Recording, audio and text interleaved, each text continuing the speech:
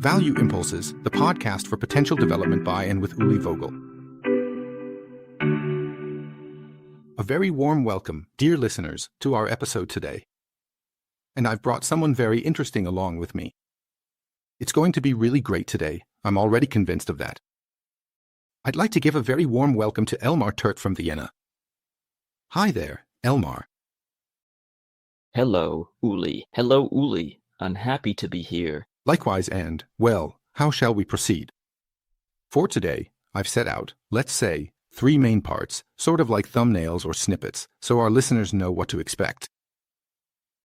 In the first part, we'll start with getting to know each other. There are a few points that are quite interesting about our story, but also about what you do, Elmar Türk as a person. And in the second part, we'll really dive into what you actually do. We have quite a few, well, I have at least 1 or 2 funny memories, and we've also worked well together. And in the third snippet, the third thumbnail, I'd like to go into self-development. A few years ago at our Profiling Values Congress in Munich, you made some great connections there. And you did some really, really good sessions and also small breakout workshops, which were really, really well received.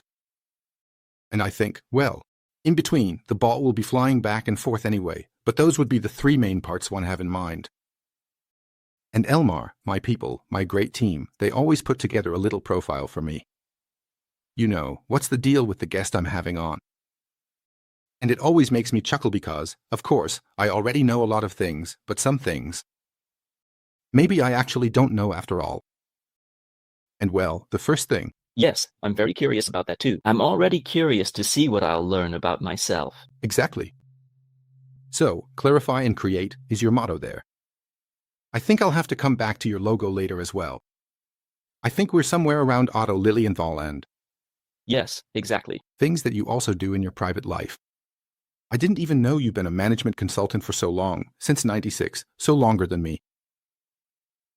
And there you have mediation on the one hand, but also organizational consulting. But you also have a pretty large portfolio, I would say. We've also talked time and again about assessments and evaluations and so on. And then you're also a master trainer for DISC training, and you've been doing that for many years accordingly. And what's quite interesting is that you originally come from the natural sciences, from chemistry. I only managed 3 semesters of that, then it wasn't for me anymore. You really followed through with it then. And yeah, then of course there's a whole range of services listed here, everything you can do, from coaching to strategic planning, improving business processes, and so on and so forth. I think that's probably going to get a little bit boring for our listeners now, to be honest. So, Elmar, I'll pass the ball over to you. Break time equals 0.5s/, because I'm also really interested in the deeper whys of life. Especially, why do you go in this or that direction when you reach a fork in the road? Or when you have so many options, why choose one specific one?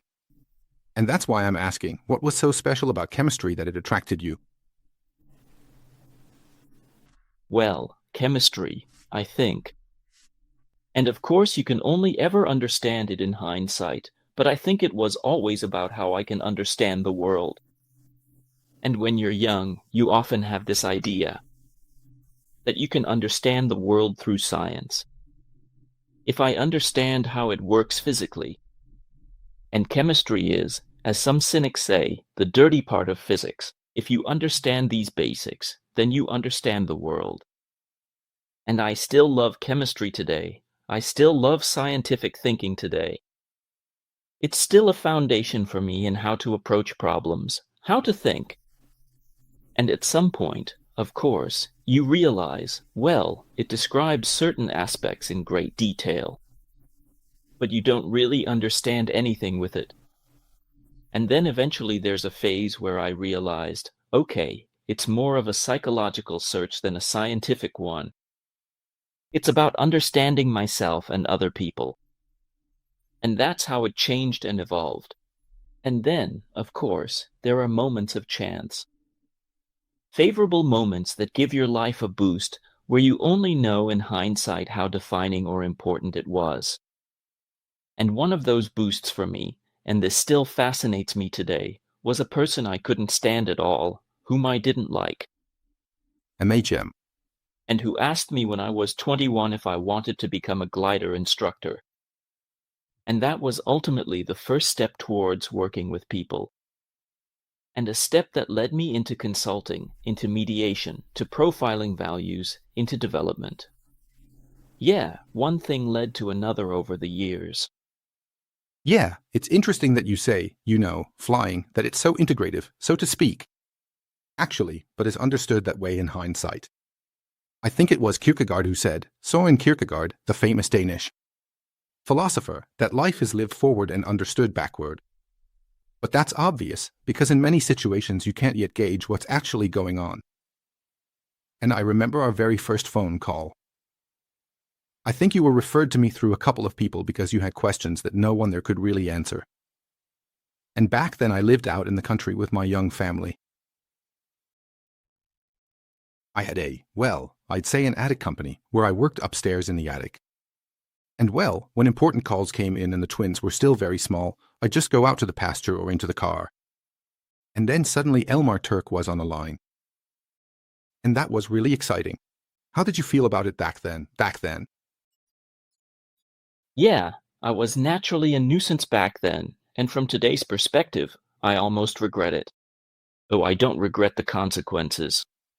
I had a few fundamental questions, very scientific, very mathematically oriented, about profiling values, and the poor consultant couldn't answer them for me. Completely understandable from today's perspective.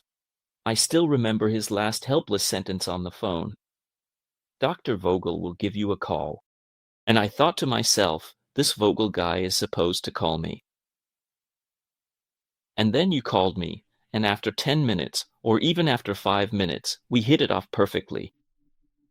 And I can still remember what a pleasure it was to have someone I could ask my questions to, who understood them and also answered them. Yeah, we were really on the same wavelength from the very first moment. You don't get that very often, and yeah, that was really many years ago now. And we worked together very, very well. And yeah, I feel a friendly bond there too by now. Those are moments, that you can't really gauge in the heat of the moment. But it was great because you always, with your way of doing things, and the dialect comes through a bit too, probed into the topics. And I have to tell you quite honestly, I was also super glad to finally have someone again who approaches it like that and with whom you can pick up the pace quickly. In the sense of, like, chop, chop, chop, from one thing to another, as my doctoral advisor Professor Schwartz always said. You have to be able to keep up, and that mental flexibility and, speed, I felt that there, and it was a pleasure. And then we got started, I think. And, what I think I can already say about myself is that professionally, I've always followed my interests that I've always played. It always, what interested me, that's what I occupied myself with, and that's where I wanted to go deep. And it was always the case that a life off of was followed by a life for. So never the focus on how do I organize a life off of that always just happened. If you're really interested in a topic, if you master it, if you, suddenly you become valuable to others, you become important and useful to others. And then life follows from that. And that's maybe also something that's always important to me, that I've, so to speak, always followed my heart, what interests me. Yeah, and that's also how I think it should go, right? That in the end, let's say, being able to make a living from it is a reward that actually arises organically, so to speak, because you've gone deep into it, because you've used your talents and skills and obviously produced a benefit. For someone else, right? Everything we actually do professionally is always something that produces a benefit for other people. We are a community, if you will. And then it's actually the natural return flow, you could say, and Hartmann also said it so clearly once. Like, if the main purpose of the company is to make money, well, then. How pathetic, right? You have to look at it that way too. But I can remember. Maybe as an anecdote, which brings us right into the second part, when we met in Vienna once. Rainey organized a congress back then, Samurai Manager, a big one, it was really well put together. Isabel, my wife, was there too. We had actually managed to find someone to watch the kids for a few days. And then you told us this great story, but in your unmistakable, naturally ironic way, that you had a partner back then, you did a lot of training and so on. And then you said, well, with the way we've been sweeping up the trainer awards here in recent years, customers should actually be lining up for us. But they obviously weren't. And yeah, I think that was also a time when you were still doing things that you don't do anymore today, or how would you say that you eventually focused yourself? Perhaps. How did what Elmar does today emerge? Yes. Of course, that's also a long process again. And that naturally requires a lot of experimentation and trying things out and getting involved. And I don't want to miss the training I did at all, I mean, when I think about how many group dynamic settings I've experienced that form the basis for my conflict work today. To be able to work well with the systems. So that was all valuable. And at the same time, I realized at some point that this focus on training, this focus on teaching someone something, only really interests me with very specific topics, with topics that are close to my heart, so to this day it's volunteer work now, but with great enthusiasm. A glider pilot instructor. And that pleases me. It makes me happy when someone learns that and step by step becomes a pilot. That's wonderful. Or in mediation training, yeah. And yet, at some point, it turned out that what interests me even more are these consulting processes, this engagement with individuals, with entire groups, with larger systems, as happens in mediation.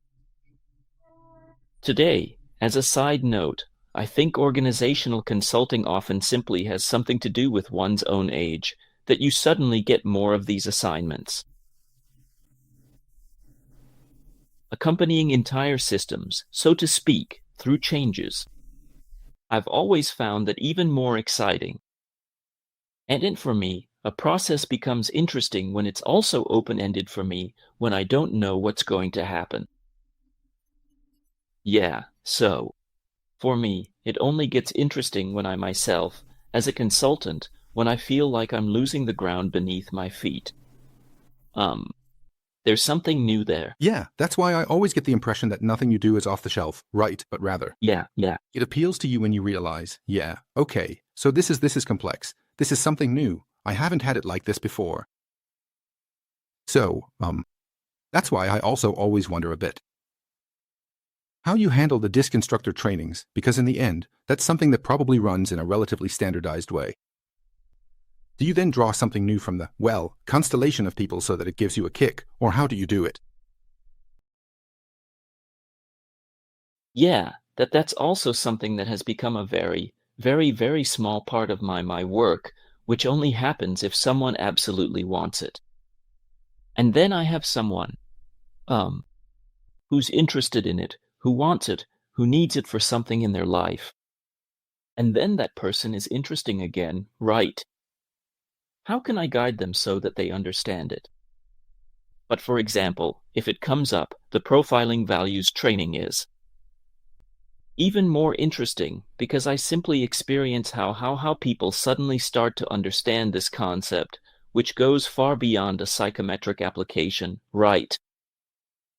How? What happens when they start to understand Hardman, right? Or start to get interested in it, yeah. Those are the interesting moments. Yeah, you have to branch out then, right? So we're then, well, psychometry is much too narrow then. Then we're in, well, in philosophy, occasionally in metaphysics, if you will. And when people start to engage with that, then it gives me a kick too. And that's, I think, also something that connects us. After all, we've often talked about the profiling values training as well. And for quite a while, you also enriched it with your own training content. You are, to mention it here as well, the representative for us in Austria and specifically there.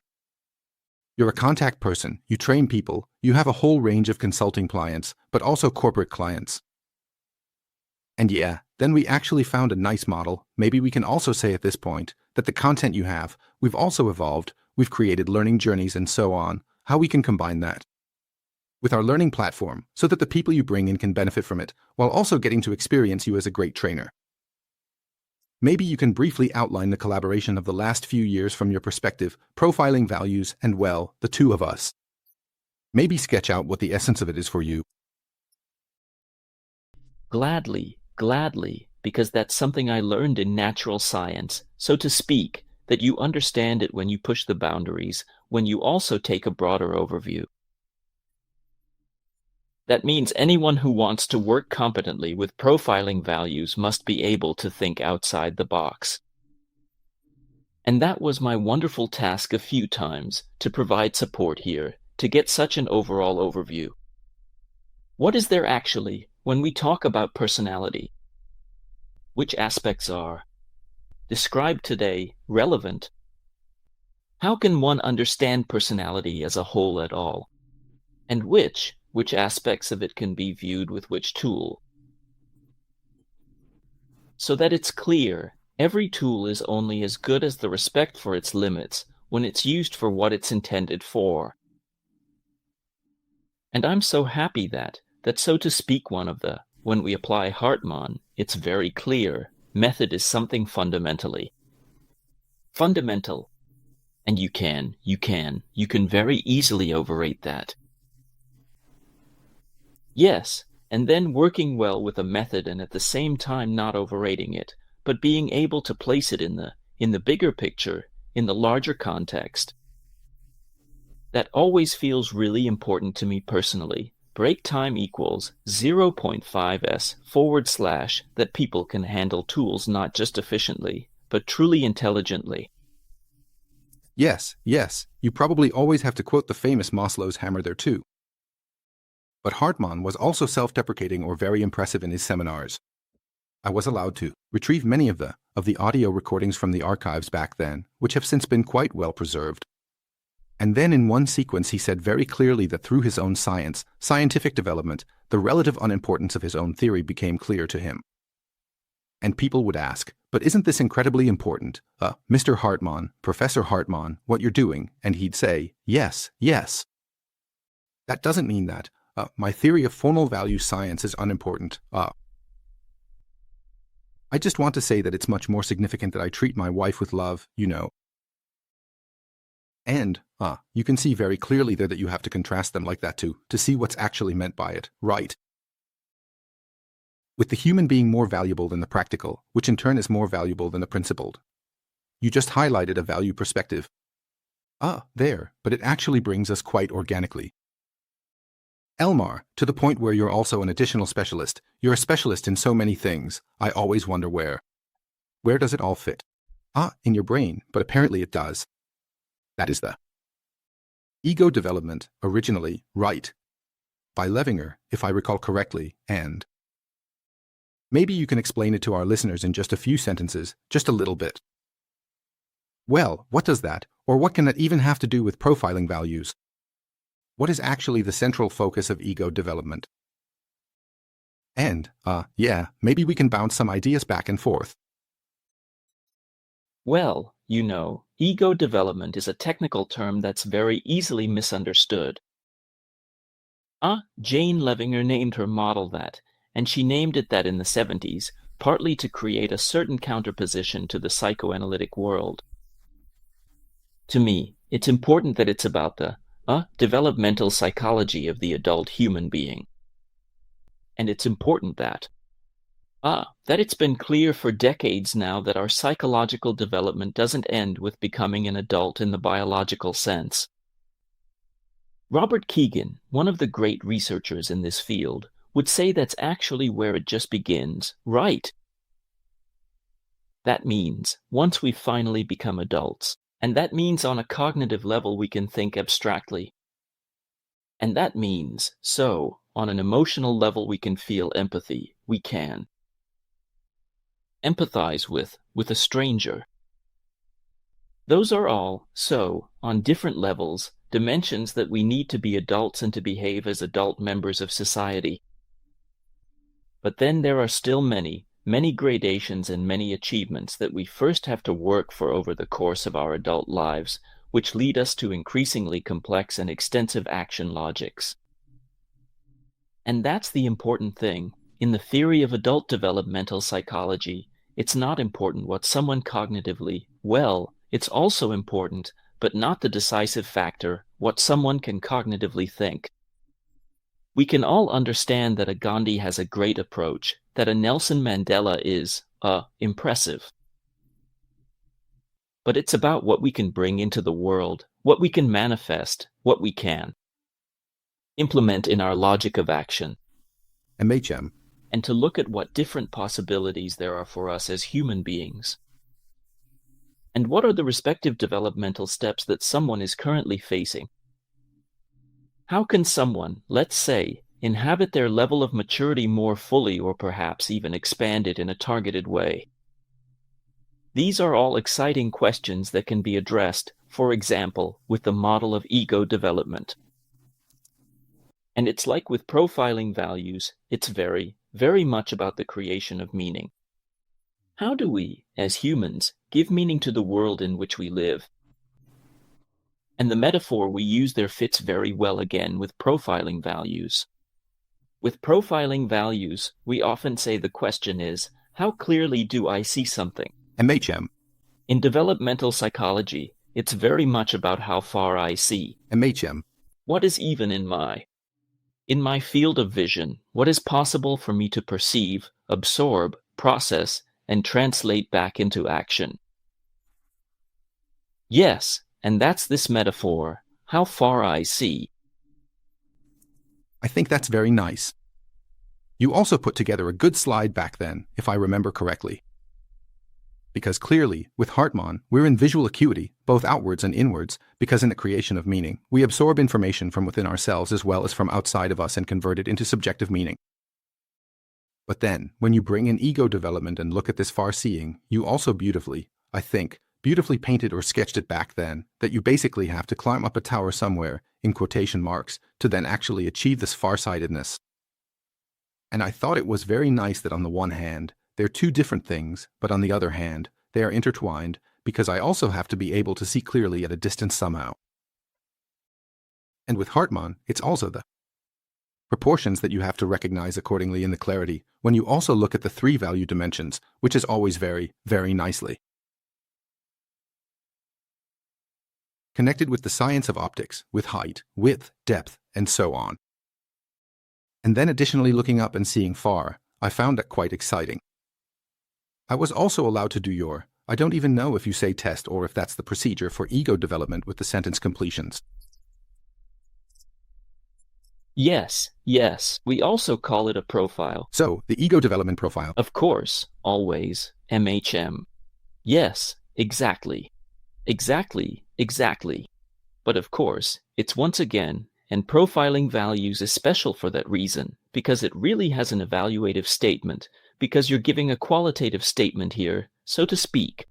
An ego development profile is, of course, even more evaluative because it describes a person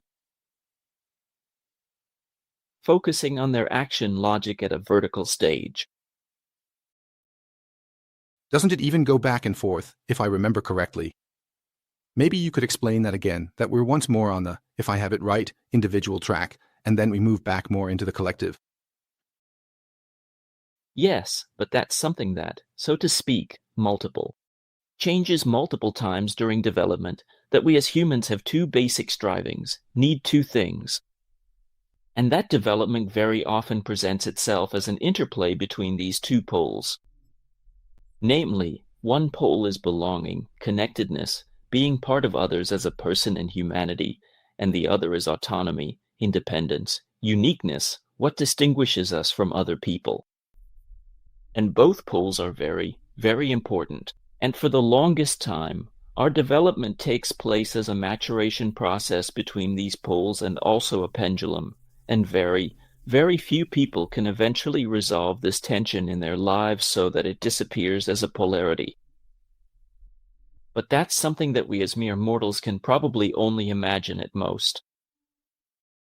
We probably won't experience it. Yes, but there are probably people who cope less well with such polarizations or ambivalences.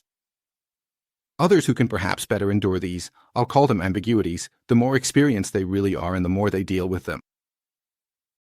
Maybe it came across a bit as if that would be reaching for the stars, but I think enduring this field of tension. And yes, maybe eventually resolving it is perhaps really very high-flying. But just being able to handle these ambiguities, I think, is already great. Yes, of course. So that this field of tension occupies us. And that's also where the interaction between profiling values as a model and adult developmental psychology as a model is so exciting. Because, so to speak, profiling values also looks at the world from a certain action logic. And if we say, this principle of valuing, the process of valuing, which is possible very early on, so that we can even exist as humans.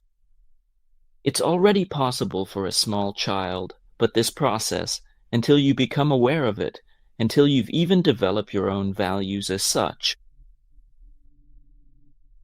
that come from within you that you can stand by, which you can then, and here I am back at ego development, which you can possibly also transform again. That describes this handling of values in a qualitatively quite different, in very different forms, right?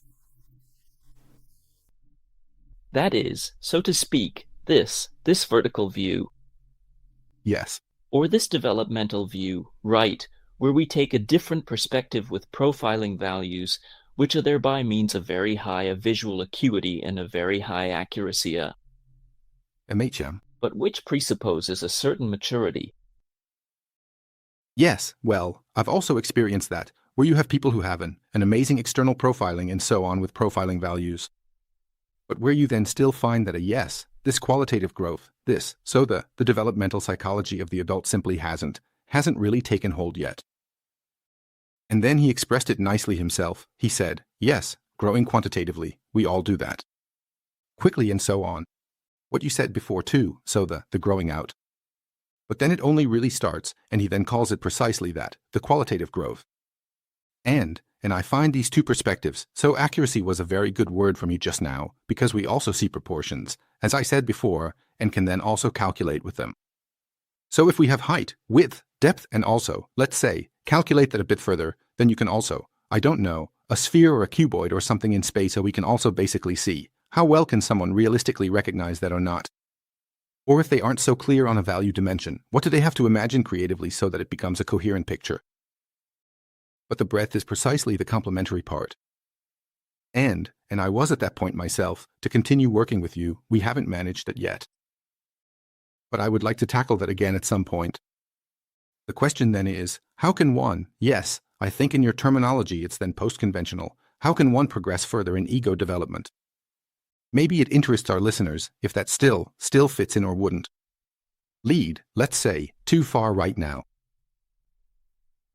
Yes, I'll just say it very briefly, and I'll say, it's a process.